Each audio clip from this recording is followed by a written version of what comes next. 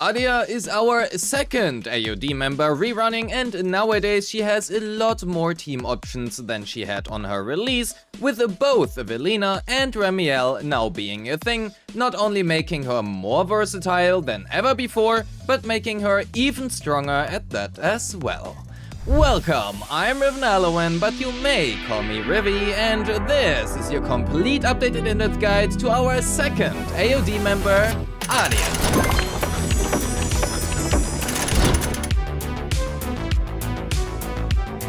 Aria is an ether anomaly agent who specializes in a lot of blooms and also a very high ether anomaly application, which nowadays is actually relevant when playing her with Velena.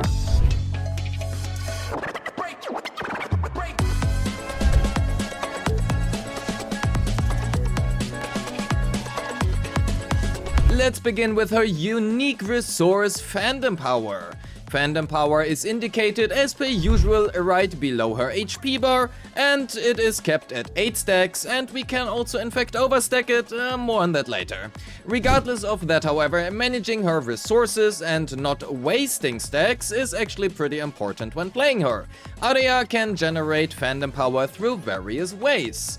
1 stack from her basic 4 and second special, 3 stacks from each of her EX specials, 4 stacks from her chain attack, and another 4 stacks when an ether veil is activated, and also 4 from her ultimate, but that is simply because it opens an ether veil. Holding down her basic attack will have Aria then charge up to 3 levels, then unleash a stomp attack when either reaching max charge or when releasing the basic button. If Aria has any Fandom Power, she will consume 1 to increase her charge level by also, well, 1, or in other words, we will want 2 Fandom Power for each charged basic attack we do.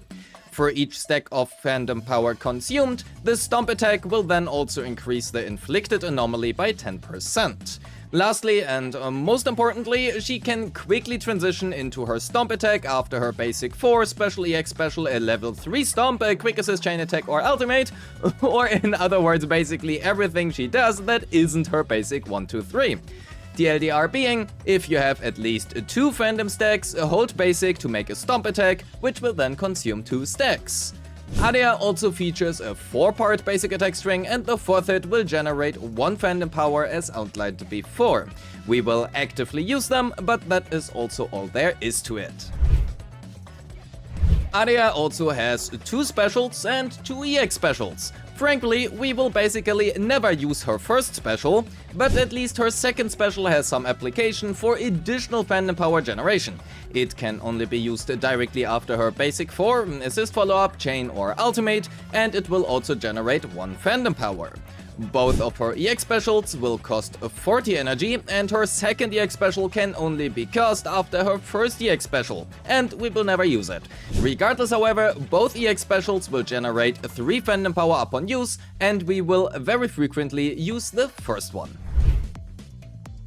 Her dodge, dash and dodge counter work as we would expect it to work, and while her dodge and dash do not reset her basic attack string, and her dodge counter can directly be followed up with her basic 3, there also really isn't much more to them. The same can also be said for her quick assist, parry and assist follow-up. They work as we would expect them to work, and we will use them a lot, but there's also not much more to them. Aria's chain attack works as we want it to work, and because it generates a 4 Fandom Power, we will use this. Her ultimate has a lot of text again, to be actually pretty simple. Upon cast, Aria will open up Ether Veil Delusion Surprise, and because of that, she will gain 4 Fandom Power stacks. She will then also gain 3 stacks of All Out Cheering, which simply serve as a 6 Fandom Power stack generator that can overcap, and lastly, Aria will enter the Moment of Delusion state for 15 seconds afterwards, enhancing her basic attacks to a slightly more powerful version. First up, Aria gains a flat 90 anomaly proficiency, and if Aria lands a level 3 charged basic attack, she will then also trigger a bloom.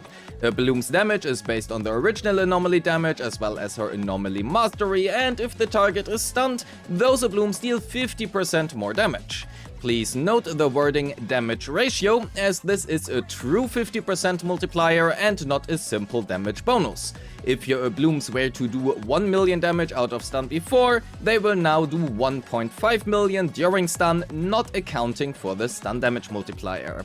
Lastly, for her additional ability, she requires either an anomaly stun support or AoD character, and if that condition is fulfilled, whenever Ether Veil is activated, she will gain 4 fandom power. Additionally, the duration of corruption is extended by 3 seconds as well.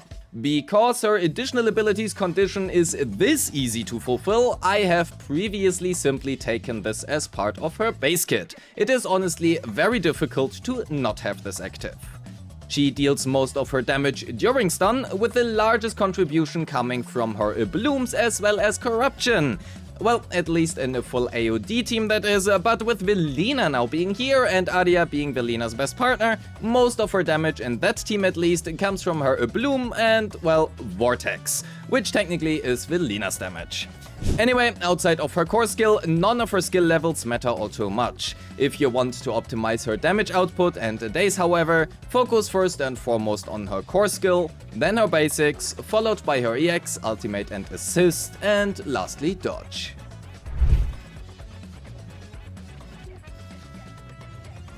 Casting her EX1 while at a full 8 stacks and input buffering her basic attack during that will allow you to effectively overstack 2 out of the 3 fandom power her EX generates. As seen in the footage here, the first stomp still leaves us at 8 stacks after. And if you are looking for a deeper dive into that as well as a full AoD ARIA stun rotation guide, I would highly recommend you to check out Leva's video on that, a link is in the description. For a simple out of stun combo, we are looking at her basic 1, 2, 3 and 4, followed up by her special. This will generate us 2 fandom power, or in other words, 1 level 3 charged basic attack. Because her dodge counter and quick assist lead directly into her basic 3, we also have a slight special variation of this, of either quick assist or dodge counter into basic 3 and 4 and then into special.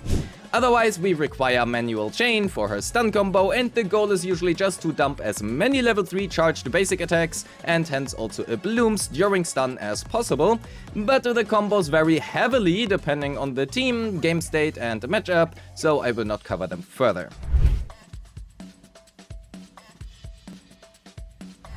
Aria's best in slot weapon is her signature, hopefully to nobody's surprise. If you have Fusion Compiler at R5, it is her next best option and can perform better than shown here if you take care about managing more stacks, but it is also rather painful to do so I went with the 1 stack average here instead, which is much more realistic for most players.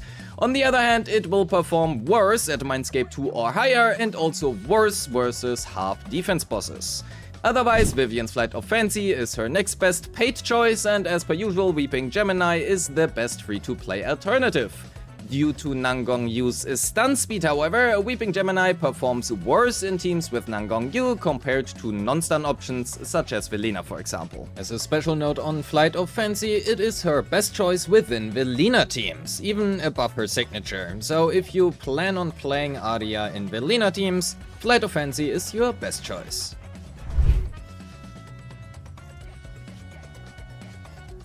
Yes, Shining Aria is still not her best set, and especially not so with Velena. Means a 4-piece Phaeton's Melody paired with a 2-piece Freedom Blues or Chaos Jazz is her best layout, but for the 2-piece, as per usual, choose whatever has better substats. Anomaly Proficiency in slot 4, Pen Ratio, Attack Percent or Ether Damage in slot 5, and Anomaly Mastery in slot 6 are her best choices. Pen Ratio is her best choice versus normal bosses, otherwise Attack Percent or Ether Damage come out ahead.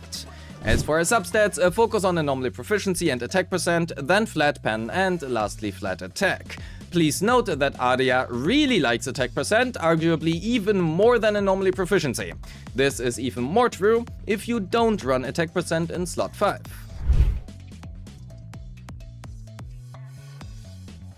Aria's Mindscapes are good and bad at the same time, it depends. Her Mindscape 1 grants her additional ether anomaly build up from her basic, specials and EX, and her blooms can now also crit, reaching 100% crit rate at 250 anomaly mastery, which means this Mindscape plays in tandem with her signature and is significantly worse without it.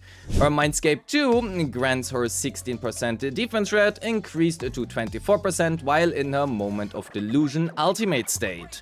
Her M3 and M5 don't matter, and her M4 basically guarantees you 4 ultimates, but because you can get that without the M4, this Mindscape doesn't really change anything, or at least not all too much. Her M6 is cool and honestly also pretty good as it builds upon her M2.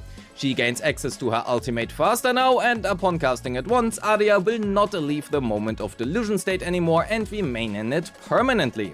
This also means her M2 now provides a permanent 24% defense rate. Additionally, Aria can now obtain an additional all-out cheering stack up to once every 6 seconds, with each stack allowing for an additional stomp attack. This Mindscape's performance will depend a lot on the team you run, how you play, and also the matchup, as the defense rate is just a lot less valuable versus half defense bosses. Because her Mindscape 1 depends on the anomaly mastery from her weapon, I would recommend her weapon over her M1, and a good stopping point is her Mindscape 2. Aria has gotten access to quite a few more teams nowadays as compared to her release. While a classic Angels of Delusion comp will still work just fine, given Aria's extremely high anomaly application rate, she nowadays works just beautifully with Velena, allowing for a lot of corruption vortexes. With Remielle being her best choice for the 3rd slot, a user can work in the 3rd slot here just as well, however. If you skipped all of 3.0 and you are stuck with a Sona and Yuzua, that being her original release team, it can still work just fine even nowadays, but it is obviously worse than the previous newer teams. And lastly, if you are broke or simply a new player, a free-to-play team of Zhao or Rina as well as Lycon can do its job, but I would not recommend this unless you have no other options or just really enjoy playing this for some reason.